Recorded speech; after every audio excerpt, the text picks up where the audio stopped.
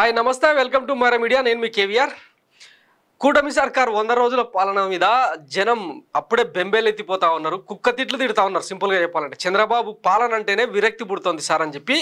సామాన్య ప్రజానికం మొత్తం వాయిస్ విప్పే అంటే గలం విప్పే ప్రయత్నం చేస్తూ ఉన్నారు వీళ్ళేమో శ్రీవారి లడ్డు వివాదం సనాతనం ధర్మ పరిరక్షణ తర్వాత వైఎస్ జగన్మోహన్ రెడ్డిని నీరుగార్చే ప్రయత్నం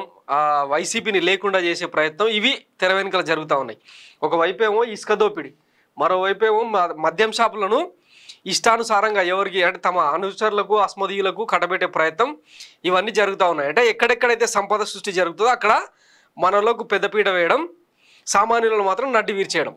ఇది జరుగుతున్న తతంగం ఒకసారి మీకు ఒక బయట వినిపిస్తూ చూడండి వైసీపీ ప్రభుత్వంలో ఆటోల మీద కేసులు రాయటం కానీ ఏమైనా జరిగాయా? నేను పక్కా టీడీపీ చేస్తాను మొన్న చెప్పేస్తున్నా ప్రభుత్వం కేసులు రాయటం లేదు తిరిగినా ఆటో తిరిగినా బయటకు వెళ్ళినా ఎక్కడ ఎవరో ఆపిన బాబా అని లేదు మరి ఇందరూ వచ్చి సిటీకి వెళ్ళకూడదు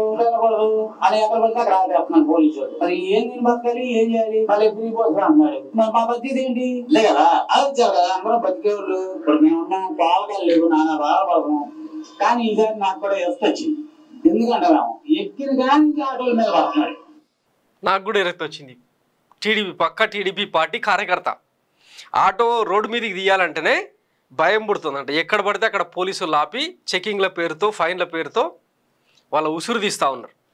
ఆయనే చెప్తున్నాడు కదా టీడీపీ కార్యకర్త హార్డ్ కోర్ టీడీపీ కార్యకర్తను గతంలో వైసీపీ ప్రభుత్వంలో ఇట్లాంటివి లేవు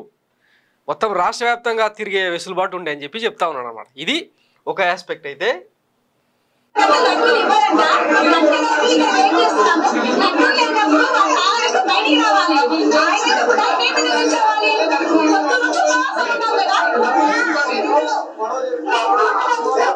ఇది విజయవాడ దుర్గుడిలో విఐపీలకు పెద్దపీట వేస్తూ మన మహాపతివ్రత కాదంబరి జైత్వానికి రాచమర్యాదలు చేసే క్రమంలో సామాన్య భక్తులను ఇట్లా ఇబ్బందులు పెడతా ఉన్నారంట ఇది ఒక్కటే కాదు విజయవాడ వరద బాధితులకు సంబంధించి ఇంకా చెప్పుకుంటూ పోతే ఎన్నెన్నో సమస్యలు జనం వాటిలో పడి గిలగిలా కొట్టుకు సావాలే మనం మాత్రం పాలన పేరుతో వీలైన కాడికి సంపద సృష్టించి దోచుకోవాలన్నమాట అదేదో సామెత ఉంటుంది అనమాట రేట్లు తగ్గలేదు నిత్యావసర సరుకుల ధరలు కూటమి సర్కారు వచ్చిన తర్వాత 20 నుంచి 70% పెరిగినాయని చెప్పి రిపోర్ట్స్ ఒక బెస్ట్ ఎగ్జాంపుల్ ఏంటంటే 170 రూపాయలు ఉన్న చీప్ లిక్కర్ను 99కి చేసి 90 రూపాయలు ఉన్న ఆయిల్ ప్యాకెట్కు 170 రూపాయలు లెవెల్ అయిపోయింది కదా మందు రేటు తగ్గించాం ఆయిల్ రేట్లు పెంచాం లెవెల్ అయిపోయింది అని చెప్పి చంద్రబాబు గారు నవ్వుతున్నట్టు ఇట్లా మీమ్స్ మేమేస్తున్నది కాదు మీమ్స్ ట్రోల్ అవుతా ఉన్నాయి ఇది బాబు గారి పాలన ఏదో సామెత ఉంటుంది అనమాట సార్ మినపప్పు రేటు పెరిగింది గారె సైజు తగ్గించమంటారు అంటే అక్కర్లేదు బొక్క సైజు పెంచండి ఏం చెప్తాను ఒక సినిమాలో డైలాగ్ అన్నట్టు సో అట్లా ఉందన్నమాట ఈయన పాలన ఒకవైపు జనం తీవ్రమైన ఇబ్బందులు పడతా ఉంటే మన వాళ్ళేమో ఇసుక దోపిడీ మద్యం టెండర్లు వీటితో ఎక్కడెక్కడైతే డబ్బులకు అవకాశం ఉంటుందో సంపద సృష్టికి ఛాన్స్ ఉంటుందో అక్కడ నొక్కేసే కార్యక్రమాలు జరుగుతూ ఉన్నాయి ప్రజలను మాత్రం గాలికి వదిలేసిన పరిస్థితులు అనమాట ఇప్పటికే సిబిఎస్ఈ సిలబస్ తీసేసిరు మెడికల్ ఆరోగ్యాన్ని కైంకర్యం చేసేసిరు అయిన వాళ్ళకు ఇట్లా చెప్పుకుంటూ పోతే చాలా పిల్లలకు ఎంబీబీఎస్ సీట్లను దూరం చేసి తీవ్రమైన ఇబ్బందులకు గురి చేస్తూ ఉన్నారు రైతాంగానికి ఈ రోజు వరకు ఒక సరైన మద్దతు ధర లేదు రైతు భరోసా లేదు ఇలా చెప్పుకుంటూ పోతే మరి ఇంకా ఎప్పుడు సెట్ రైట్ అవుతుంది వీళ్ళ పాలన అన్నది ఇక ఆ దేవుడికే తెలవాలి శ్రీవారికి మనం మాత్రం సనాతనం ధర్మ పరిరక్షణ ప్రాయశ్చిత దీక్ష వీటి చుట్టూ తిరుగుదాం శ్రీవారి లడ్డు వివాదం ఈలోపు వీళ్ళు అందిన కాడికి దోసుకుంటూ పోతారన్నమాట ఇది జరుగుతున్న తతంగం